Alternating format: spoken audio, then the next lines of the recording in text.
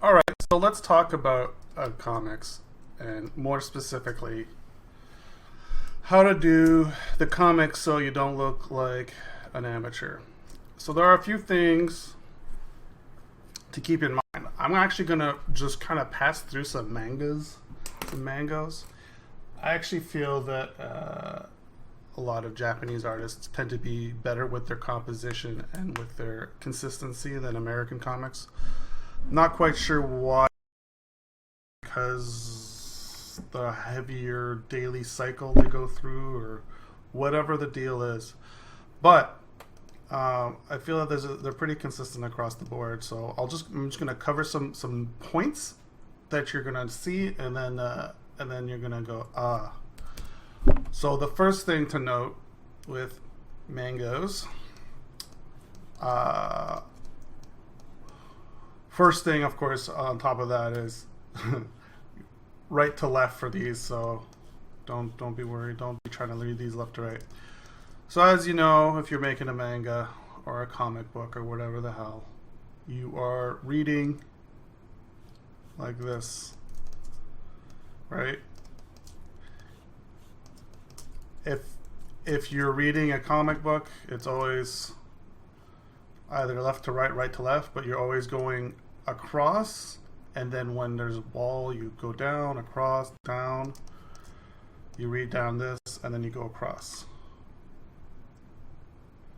I think people who are new at comic books, they'll want to do this, and then they'll get confused. Really, it's not too difficult. If there's a panel below, you read the panel. If there's no more panels below, or there's a border that goes across, then you go back to this. It's same thing here. Oh, there's a panel below. I'll read this. Oh, there's no more page, so I'll go to here. There's no panel below, so I'll read across. There's no more page. It's really quite simple. Just imagine this is a full panel that's broken into segments, and then it's not so hard. Then it's just always this. It's just imagine that this is an extra segment of panels. So here are some super simple rules to making your comic not look like ass. One, when you have text, although this isn't the original text, so this is someone else who knows how to do typesetting, you should almost always have space, a near equal spacing around your words. It's not always possible, especially since these balloons were made for Japanese words, but most of the time, when this is done right, you got about an equal spacing going around on the thing. Okay? What I normally see when something's not done right is a lot of this, where there's, I mean, this isn't too bad. Once again, these are their original balloons, so they had the typesetter had to do what they could with what was there. But you'll see, you know, text that's like this, and then there's just spaces on top and the bottom, or, you know, crowding where the whole thing fills up. You know, you'll have a bad scenario where I've seen this quite often, actually. Paste, canvas. I'll see this, and it's horrifying. And they'll just right up to the edge. The text is right up to the edge. It's just kissing the edge, and it just drives me bonkers. So don't do that either. Additionally, you'll see that the text is almost uniformly consistent. Now, this isn't a hard rule. A lot of comics conveniently alter their font size. My rule is use two sizes unless you're in a really bad spot and you really need something to fit. I mean, obviously sound effects don't count, but definitely don't use different fonts. This is someone else here. This was more for something else I wanted to show, but here you can see more good space. Look, good, nice, even spaces around everything.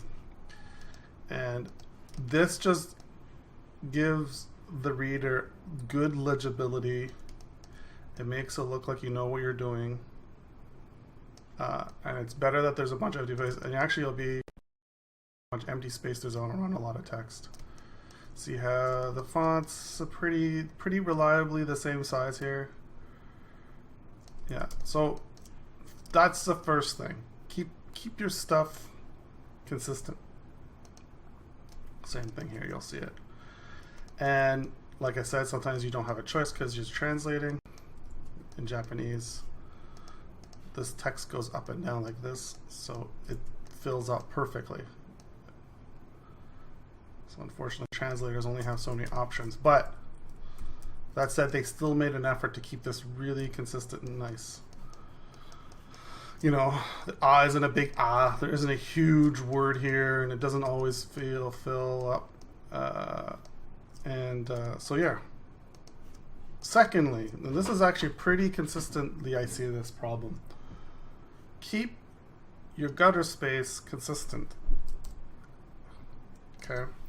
So if you're going to do this at 70 pixels, then always do the vertical one at 50 pixels or whatever case it is.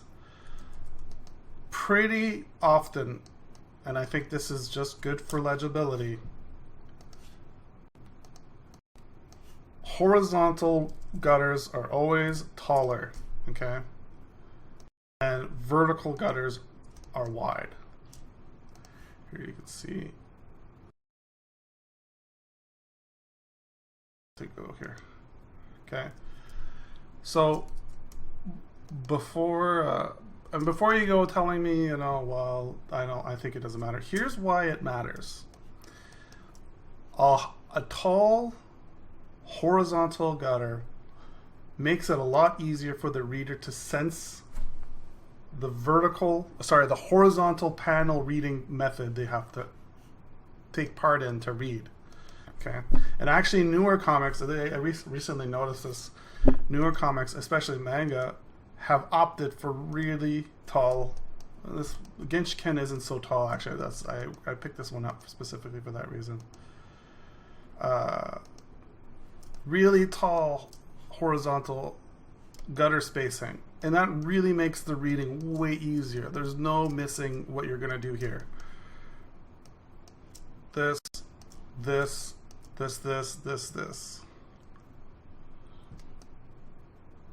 You have to, so basically what we got here is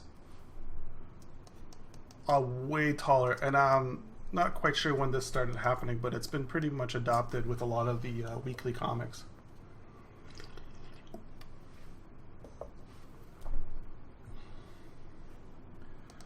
So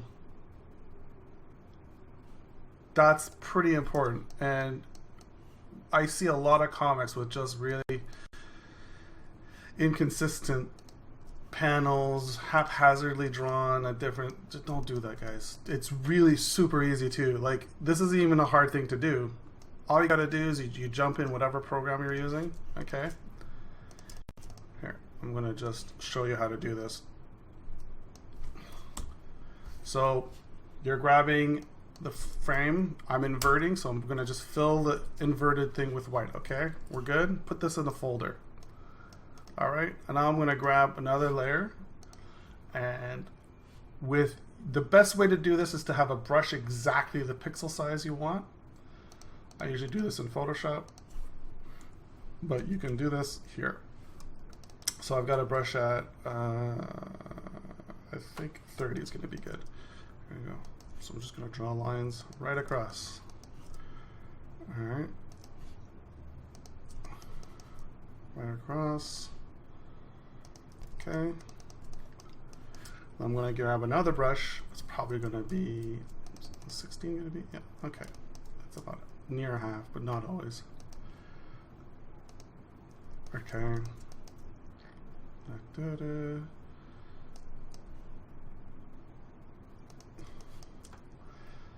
This way, I'm not drawing a bunch of boxes and trying to isolate everything. This way, okay, so now I have two layers, one with the lines, one with this. Then I'm just going to control click both, okay? And I've shown you guys this before in other tutorials, so I'm just going to expand, expand, expand, go black, fill. Okay, now we have just literally, this is inside too. I'm not doing anything fancy. I just basically, if I hide the white, you'll see it's just black that's bigger than the original white I created. So getting this isn't hard. You just have to keep in mind that you're doing it in reverse. You're drawing the gutter spaces with cursors. You shouldn't don't draw these lines one by one. Do that if you're doing some sort of stylized comic and you want it to look. But if you just want a quick, easy, reliable comics with a really decent gutter space, do this. Keep in mind to not make the blacks too dark.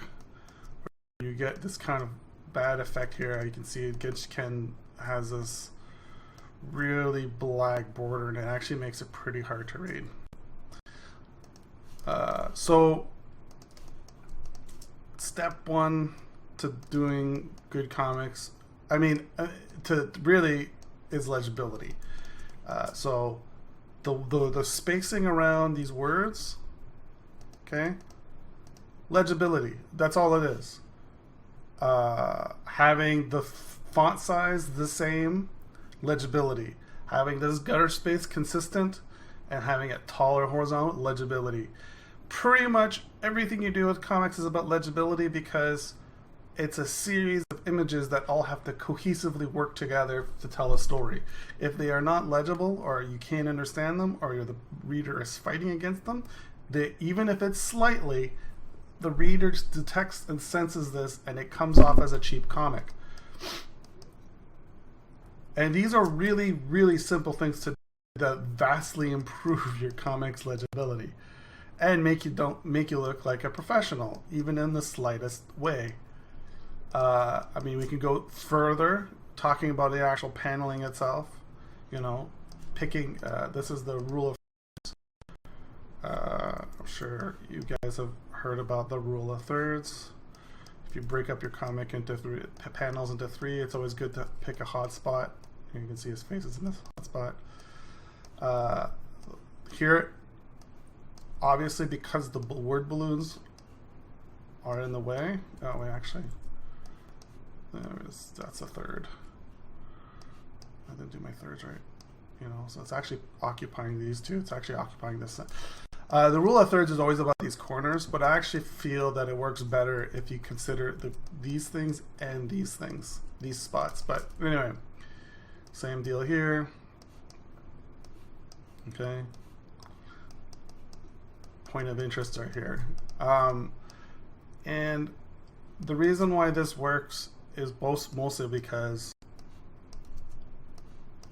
it automatically sort of gives a breathing room and flow, right? If you put something way up here, it's going to be kind of, crunched in the corner. If you put something in the dead center, which this isn't technically dead center, this is dead center. This is actually lower bottom half because the frame is this big. Even though the balloon takes up that space, you're still considering it as a whole shape.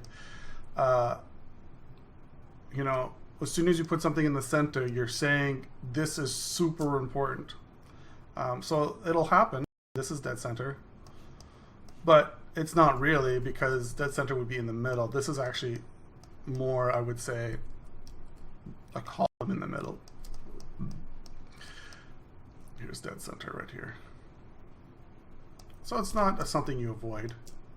But there's a focus point here, so it kind of drives the eye over here. It's not something you avoid, but it's not something you rely on. Just keep an eye on where you're where you're kind of putting the focus. And additionally, this is something I have to still learn myself.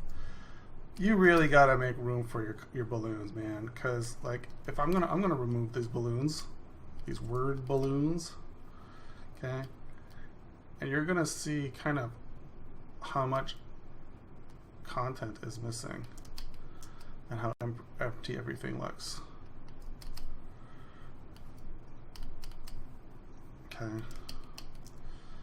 It's one of those cases where you got, if you just make the room and you have way less problems.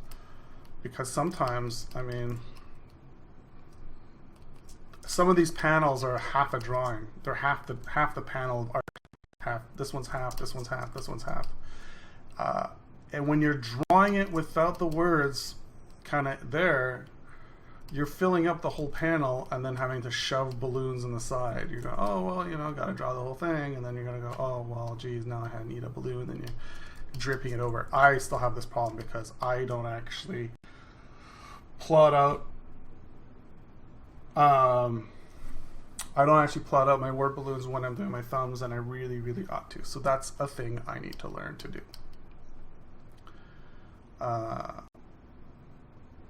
So that's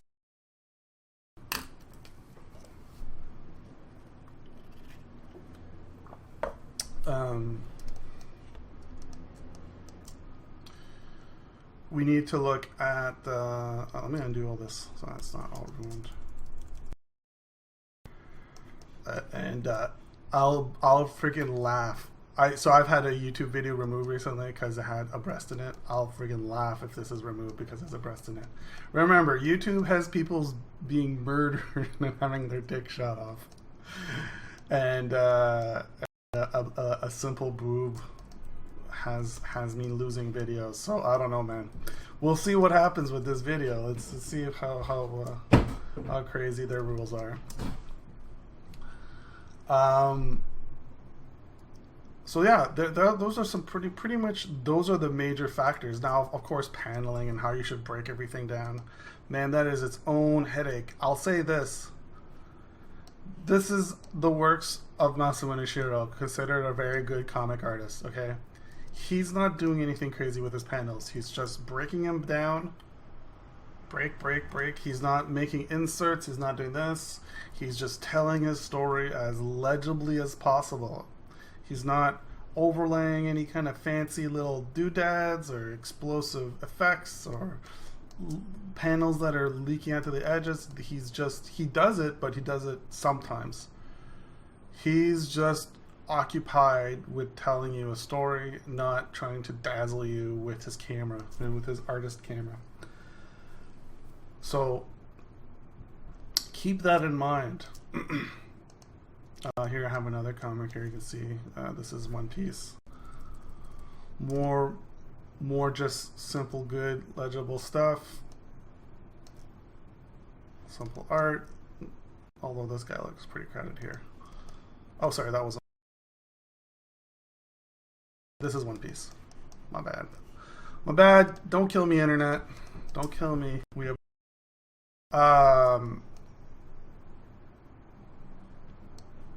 So, same thing, man. Just keep your stuff legible. Blacks, simple silhouettes. If you put, like, there's a background here because they want to kind of establish the sequence. But if you keep putting the background in, you're just going to, because this is not going to be easy to read. Same for here. And then we kind of see a background again just to kind of establish where this guy is. He's not floating in some field. He's looking in on this conversation. So put your backgrounds in when you got to. Genshin, he tends to put backgrounds everywhere. I don't know if he's got an assistant that does a job of it, but nice, good legibility with him as well, with this comic as well. You know, it's actually kind of interesting because I was looking at some earlier comics, and he not only does he have his borders black, too dark, and his gutter spaces equal both vertically and horizontally, cutting off characters at the wrong areas. Like he's cutting off things at hairlines. Characters are being shoved in. Heads are being cut across. Heads are being cut across. Heads are being cut across. Like it's a pretty consistent. And it's not bad to cut across a head, but it's better than the head touching. But you know, yeah, I couldn't help but feel that there are probably better ways to present this than to cut across the head.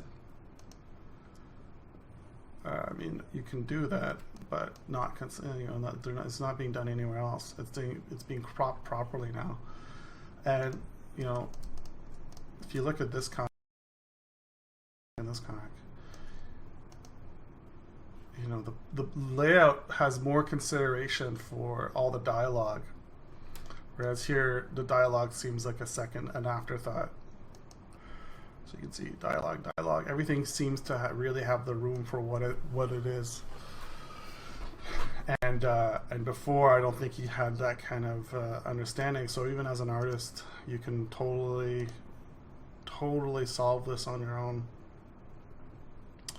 A few other things to keep note, of course, and this is the more annoying of things, and you actually can see a little bit here, is tangents. And there's only so much you can do with tangents, but I'm going to show you where the tangents don't exist. So there could have been a tangent here, but because they decided to leave a little bit of white, it's not a problem. Same thing here. The balloon doesn't touch this line, it doesn't touch this line. There's a reason to do this, because otherwise the reader will look at it and then will get really annoyed. Here there's a bit of a tangent, but it's so subtle that I think you can get away with it. Other styles of tangents that are really annoying to try to get with are panel-to-panel tangents. A good example would be these legs, and there being a post that matches up almost exactly with the post with the previous panel. You know, it actually happens pretty often. Oh my god, look at that little straight line.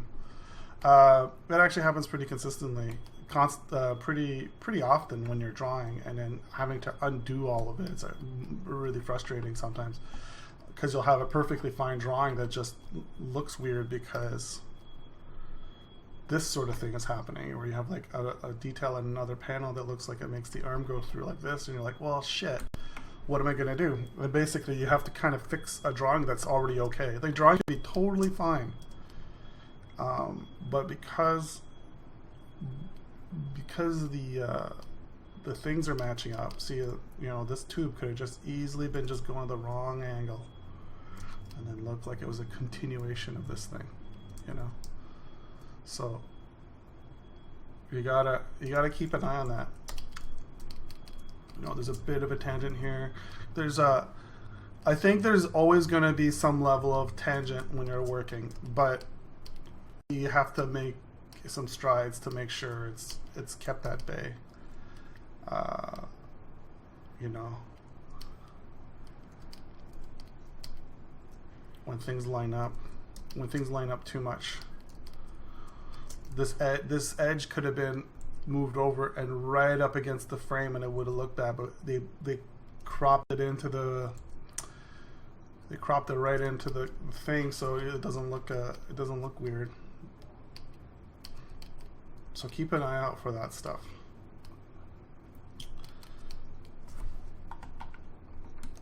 And that's about it. I think there's definitely more about comics, but these are the mistakes I see all the time. So to repeat,